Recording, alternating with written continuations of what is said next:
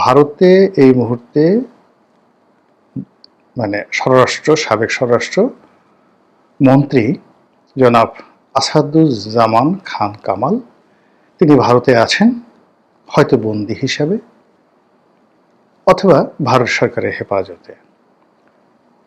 এবং ডক্টর মোহাম্মদ ইউনূস সরকারের সঙ্গে ভারতের একটা লেনাদেনা হচ্ছে, সমঝোতা হচ্ছে, এবং সেই সমঝোতার প্রেক্ষিতে যে ভারত বাংলাদেশ পারস্পরিক বন্দি বিনিময় চুক্তি আছে, সেই চুক্তির অধীন বাংলাদেশের নিকট জনাব আসাদুজ্জামান খান কামালকে প্রত্যার্পণ করা হচ্ছে। এই ব্যাপারে তিনি খুবই আশাবাদী, এটাই ব্যক্ত করেছেন। তো জনাব শফিকের এই যে ব্যক্তিগত ফেসবুক স্ট্যাটাস, এটি এখন দেশের সমস্ত পত্রপত্রিকার লিড নিউজ, এবং আমরা যারা খবরের দুর্ভিক্ষের মধ্যে আছি, আমরা যারা ইউটিউবে কন্টেন্ট তৈরি করে পেটের ভাত যোগাই বা মনের চাহিদা মেটাই অথবা ভিউ ব্যবসা করি, তারা মূলত জনাব শফিকুল আলম তার যে কোনো বক্তব্যকে, যে কোনো কথাকে আমরা মাথায় করে নাচি এবং এটিকে আমরা বেদ বাক্য হিসেবে মনে করি যে তিনি যেটা বলেছেন এটি উত্তম, এটাই সঠিক, এটাই সত্য এবং এটাই হবে।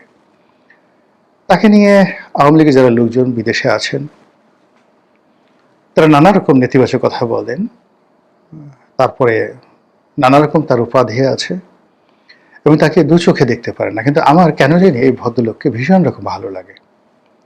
এর কারণ হলো তিনি আসলেই ভদ্রলোক। এই গত 14 মাস আগে আপনি যদি তার হিস্ট্রি নেন, দেখবেন যে ব্যক্তিগত আচরণ, শিক্ষা দীক্ষা থেকে শুরু করে সব জায়গাতেই তার একটা ভদ্রতার ছোঁয়া আছে। তার চেহারার মধ্যে একটি মধ্যবিত্ত পরিবারের ছাপ আছে এবং তার ছেলে মেয়েদের যে ছবি আমরা দেখেছি সেখানেও নম্রতা, ভদ্রতা, বিনয় এটি প্রকাশিত হয়ে পড়েছে। কিন্তু ক্ষমতা লাভ করার সঙ্গে সঙ্গে তার ভিতরে একটা মারাত্মক বিবর্তন আমরা দেখতে পেয়েছি। সেটি হলো তিনি সর্ব বিষয়ে বিশারদ হয়ে পড়েছেন এবং সর্বক্ষমতার অধিকারী হয়ে পড়েছেন। তিনি ফিজিক্স নিয়ে যেভাবে অনবদ্যভাবে কথা বলেন, কেমিস্ট্রিও তার নজরে বাদ যায় না। তিনি যেভাবে অঙ্ক নিয়ে কথা বলেন, জ্যামিতি নিয়ে তিনি রীতিমতো বিশ্ববিদ্যালয়ে থিসিস করার মতো অবস্থায় পৌঁছে গেছেন। ইতিহাসে তার পারঙ্গমতা অসাধারণ। আবার আইন বিজ্ঞান, যেটিকে বলা হয় জুরিসপ্রুডেন্স, সেখানেও তিনি কম যান না। আবার যদি আপনি ধর্মতত্ত্ব বলেন, থিওলজি, তিনি বাংলাদেশে যারা ধর্ম বিশারদ রয়েছেন মোরলের সবার মুরব্বী হিসেবেই আবির্ভূত হয়েছেন এবং তার আচার আচরণে অনেকটা কিং মেকার হিসেবে একটা মানুষের যে একটা মানচিত্র থাকে, ওনাকে দেখলে মনে হবে যে তিনি আসলে ক্ষমতাধর একজন কিং মেকার, রাজা বানানোর মেশিন, মন্ত্রী এমপি বানানোর মেশিন। এবং আমাদের এই বাংলায় এই মুহূর্তে তার চেয়ে আকর্ষণীয় পুরুষ, তার চেয়ে ক্ষমতাধর পুরুষ এবং তার চেয়ে প্রভাবশালী পুরুষ দ্বিতীয় জন নেই। ইচ্ছায় হোক, অনিচ্ছায় হোক, বিরক্তিতে হোক, প্রেম মুগ্ধতায় হোক, আপনাকে ঘুরে ফিরে জনাব শফিকের কাছে যেতেই হবে। তিনি যেই মুহূর্তে ক্ষমতায় বসেছেন তিনি তার পদ ভুলে গিয়েছেন, তিনি তার বয়স ভুলে গিয়েছেন, তিনি স্থানকাল পাত্র নিয়ে অত মাথায় ঘামান না। আর তার যখন ইচ্ছা হয় তিনি এনসিপি নাহিদ ইসলামকে ভবিষ্যৎ প্রধানমন্ত্রী বানিয়ে ফেলেন। তিনি যখন আওয়ামী লীগ নিয়ে কথা বলেন, শেখ হাসিনাকে নিয়ে কথা বলেন, কিংবা কোনো দেশের রাজনৈতিক শীর্ষ নেতৃবৃন্দ, বিশেষ করে আওয়ামী লীগ, জাতীয় পার্টি এবং তার সঙ্গে যারা সহযোগী ছিলেন, তারা সেটা জনাব হাসানুল হক ইনু হন, কিংবা রাশেদ খান মেনন হন, কিংবা শেখ হাসিনা হন, এটা কোনো বিষয় নয়। তিনি তাদের সবাইকে অপরাধী হিসেবে ট্রিট করেন এবং তাদেরকে অনেকটা যাকে বলা হয় ছোট ভাই, ছোট বোন, এরকমভাবে কথাবার্তা বলেন। যেমন হাসিনা, ইনু, কামাল, জামাল, রাম, শাম, রনি, ফনি, এরকম। কিন্তু আমরা যেমন একজন মানুষকে সে যত খারাপই হোক না কেন, তার পদ মর্যাদা এবং তার বয়সকে সম্মান করে জনাব বলি, তিনি বলি, আপনি বলি, উনি বলি, এই বিষয়টির ঊর্ধ্বে উঠে গেছেন জনাব শফিক। এটাকে বলা হয় সিদ্ধি লাভ করা। তো মানুষ যখন সিদ্ধি লাভ করেন,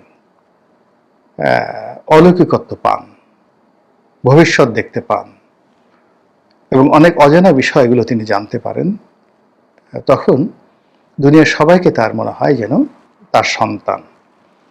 ভানুর একটা বিখ্যাত কৌতুক আমরা শুনেছিলাম ছোটকালে। সেটি হলো যে একজন এরকম লোক, তিনি সিদ্ধি লাভ করেছেন। তো সিদ্ধি লাভ করে তিনি সেই ধর্মগুরু হয়ে বসে আছেন। তার জন্মদাতা পিতা সেখানে গিয়েছেন এবং তিনি নাচিনার ভান করে সেই পিতার নাম ধরে বললেন, আরে কেমন আছিস তুই? পিতা তো ভীষণ অবাক।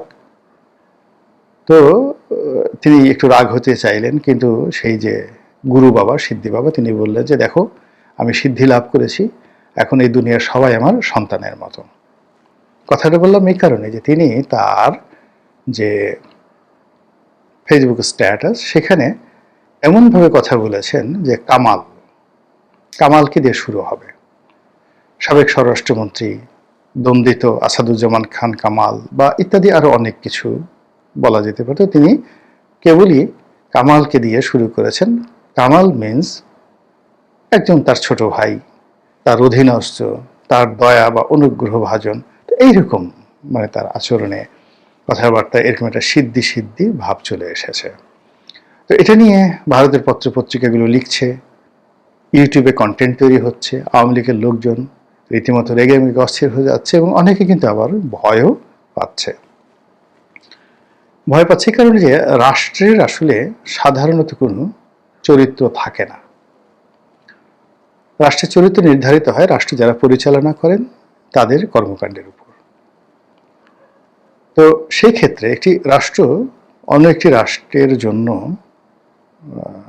ভয়ে হোক, লোভে হোক, লালসায় হোক, প্রয়োজনে হোক, অনেক কিছু করতে পারে।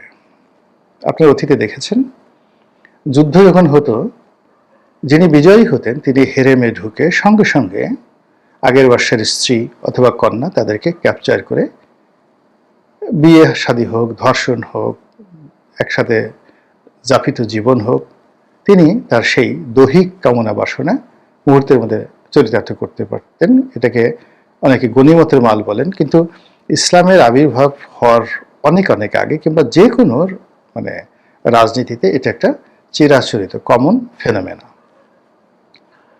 তো এটা নির্ভর করে সেই যিনি বিজয়ী হলেন তার ইচ্ছার উপরে। আর পরাজিতের সমস্ত ধনসম্পদ, ময়ূর সিংহাসন, কোহিনূর পাথর সবকিছু বিজয়ীর হয়ে যায়। আমরা এটা ইতিহাস জানি। 2 নম্বর হলো যে ক্ষমতা টিকিয়ে রাখার জন্য, সম্পর্ক স্থাপনের জন্য বা সম্পর্ক যাতে তৈরি হয় এজন্য অনেক কিছু বিনিময় হতো। দেখা যেত নিজের কন্যাকে রাজপ্রাসাদে পাঠিয়ে দেওয়া হতো, হেরেমে পাঠিয়ে দেওয়া হতো বাদশার মনোরঞ্জনের জন্য।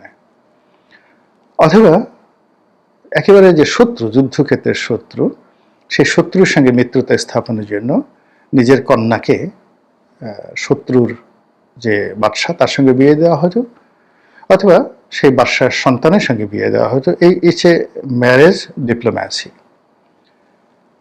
বললাম এই কারণে যে রাষ্ট্র তার প্রয়োজনে যে কোনো সময় তার চরিত্র পাল্টাতে পারে। তো ভারতের সঙ্গে বাংলাদেশের যে সম্পর্ক এই মুহূর্তে রয়েছে, ভারত যদি মনে করে যে এখন আসলে বাংলাদেশের সঙ্গে তার সম্পর্কটি করতে হবে এবং ইউনূস সাহেবের সঙ্গে করতে হবে এবং জনাব শফিক সাহেবের সঙ্গে করতে হবে, তাহলে কামাল জামাল যেভাবে জনাব শফিক বলছেন, একইভাবে যে কোনো লোককে বাংলাদেশে ফেরত পাঠাতে পারে। এটা কোনো বিষয় নয়। এই বাংলাদেশ থেকে তো আমরাও অনেক বন্দীকে, যাদেরকে বাংলাদেশ একটা সময় প্রশ্রয় দিয়েছিল, সেই উলফাদেরকে প্রশ্রয় দিয়েছিল, পরের বড়ুয়াকে প্রশ্রয় দিয়েছিল, আবার তাকে আমরা ভারতের কথা মতো বন্দী করে রেখেছি, আবার তাকে ভারতের অনুরোধে আমরা তাদের নিকট প্রত্যার্পণ করেছি। তো আমরা যদি এই কাজ করতে পারি, ভারত কেন পারবে না? কেন পারবে না বলেন? এবং এটা হতে পারে, রাজনীতিতে শেষ বলে কথা নেই। সাম্প্রতিক সময়ে ভারতের যে নিরাপত্তা উপদেষ্টার সঙ্গে জনাব খলিলুর রহমান, বাংলাদেশের নিরাপত্তা উপদেষ্টার বৈঠক, উভয় পক্ষ মুখে কুলু পেটেছে। আমরা নানা রকম প্রেডিকশন করছি, নানা রকম কথাবার্তা বলছি নিজেদের মতো করে। সরকারের প্রচার যন্ত্র, মানে ডক্টর মোহাম্মদ ইউনূস সাহেবের প্রচার যন্ত্র দুর্বল হওয়ার কারণে এই বৈঠক নিয়ে তারা কোনো বক্তব্য দিচ্ছেন না। কিন্তু আওয়ামী লীগের যারা লোকজন, তারা বলার চেষ্টা করছেন জনাব খলিলকে ডেকে নেওয়া হয়েছিল ধমক দেওয়ার জন্য, এটা বলার জন্য, ওটা বলার জন্য, কিন্তু সরকারের পক্ষ থেকে কিছু বলা হয়নি। কিন্তু ওখানে যদি নাটকীয় কিছু ঘটে থাকে, তাহলে আমি অবিশ্বাস করতে পারবো না এটা হয়। আবার সেই বৈঠকের সঙ্গে আমেরিকার সম্পৃক্তি, অর্থাৎ সেখানে মার্কিন রাষ্ট্রদূত উপস্থিত ছিলেন এবং তার পরবর্তীতে আবার কাতারে একটা দীর্ঘমেয়াদী বৈঠক হয়েছে জনাব খলিলুর রহমান সাহেবের সঙ্গে, ভারতীয় কর্তৃপক্ষের সঙ্গে। এবং আপনি জানেন যে কাতার এমন একটা দেশ যেখানে বহু কিছুর কূটনৈতিক সমাধান হয়েছে। সেখানে খলিল সাহেবের যে বৈঠক, সেই বৈঠকের পরপরই যখন জনাব শফিক এই স্ট্যাটাস দিলেন, ইট মিনস এটি কোনো ছেলে খেলার বিষয় হতে পারে না।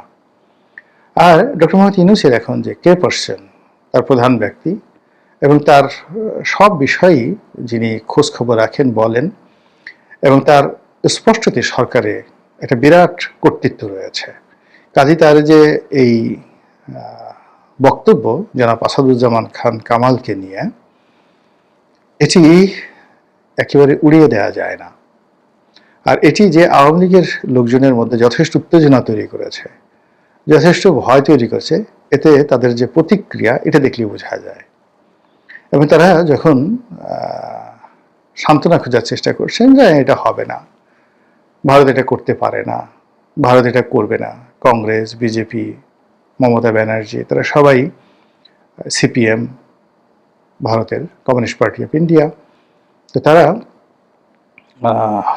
সবাই শেখ হাসিনাকে রাখার ব্যাপারে ঐক্যমত্য পোষণ করেছেন, আওয়ামী লীগকে আশ্রয় দেওয়ার ব্যাপারে ঐক্যমত্য পোষণ করেছেন। এই ধরনের কথা প্রচার করে তারা এক ধরনের সান্ত্বনা খোঁজার চেষ্টা করছেন। কিন্তু রাজনীতিতে তো আমি বললাম যেখানে শেষ বলে কোনো কথা নেই। যদি তাই হয়, তাহলে সঙ্গত কারণেই দেখবেন যে বাংলাদেশে আওয়ামী লীগ, কিংবা কলকাতাতে, ত্রিপুরাতে, দিল্লিতে, যেখানে আওয়ামী লীগের আছেন এখন রাজার হালে, তাদের সকলের মধ্যে রীতিমতো কান্নার রোল পড়ে যাবে। আর সবচেয়ে বেশি বিপদগ্রস্ত হয়ে পড়বেন জনাব ওবায়দুল কাদের। তার হার্টের অবস্থা এমনিতেই ভালো নন। অনেক আগের থেকে তিনি বেশ কয়েকবার চিকিৎসা নিয়েছিলেন, একেবারে মৃত্যুর দরজা থেকে তিনি ফিরে এসেছেন। সিঙ্গাপুরে তার যে অবস্থা হয়েছিল, ফলে সত্যিই যদি জনাব আসাদুজ্জামান খান কামাল সাহেবকে বাংলাদেশে পাঠানো হয়, এবং তাকে যেদিনই পাঠানো হবে দেখা যাবে খুব দ্রুত যদি তার ফাঁসির রায়টি কার্যকর করা হয়, যেভাবে কাদের মোল্লাকে ফাঁসি দেওয়া হয়েছে, যেভাবে মীর কাসিম সাহেবকে ফাঁসি দেওয়া হয়েছে, তো এই ফাঁসিগুলো আওয়ামী লীগ যেভাবে দিয়েছে, বা এই বিচার যেভাবে আওয়ামী লীগ করেছে, দীর্ঘসূত্রিতার আশ্রয় নিয়েছে, সেখানে বর্তমান যে বিচার, এটা আওয়ামী লীগের বিচারের চাইতে 100 ভাগ না, 1000 ভাগ নয়, 1 লক্ষ গুণ ট্রান্সপারেন্ট। বিকজ এখানে যা কিছু বক্তব্য হচ্ছে সবই মিডিয়াতে দেখানো হচ্ছে। বলতে পারেন মিডিয়া ট্রায়াল। এটা খুব দ্রুত গতিতে হচ্ছে, এত দ্রুত গতিতে হচ্ছে যেটা কল্পনাই করা যায় না। আর এই বিচারকে সমালোচনা করার মতো এই মুহূর্তে বাংলাদেশে কোনো শক্তি নাই, আন্তর্জাতিক অঙ্গনেও কোনো শক্তি নাই। জামাতের বিরুদ্ধে যখন বিচার করা হচ্ছিল, তখন আন্তর্জাতিক অঙ্গন থেকে শুরু করে বহু রাষ্ট্র, পাকিস্তান, আমেরিকা, তুরস্ক থেকে শুরু করে আরো অনেক রাষ্ট্র সরাসরি এই বিষয়ে নাক গলিয়েছে। কিন্তু এখন যে আইসিটি বিচার হচ্ছে, এই ব্যাপারে কোনো রাষ্ট্র সরাসরি নাক গলাচ্ছে না। 2-4টে এনজিও, আন্তর্জাতিক মানবাধিকার সংস্থা, তারা বক্তব্য দিচ্ছে মিনমিন করে। তো কাজেই এই যে আমরা যতই এই আইসিটি, বর্তমান আইসিটি, সেটাকে নিয়ে তুচ্ছ এবং তাচ্ছিল্য করছি, মনে হচ্ছে যে আগ্নেয়গিরির উপরে শুয়ে আপনি দ্বিধা আসছে, চোখ বুজে ঘুমাচ্ছেন যে কখনো এখান থেকে অগ্নুৎপাত হবে না। কিন্তু ইতিমধ্যে মৃত্যুদণ্ড কিন্তু হয়ে গেছে।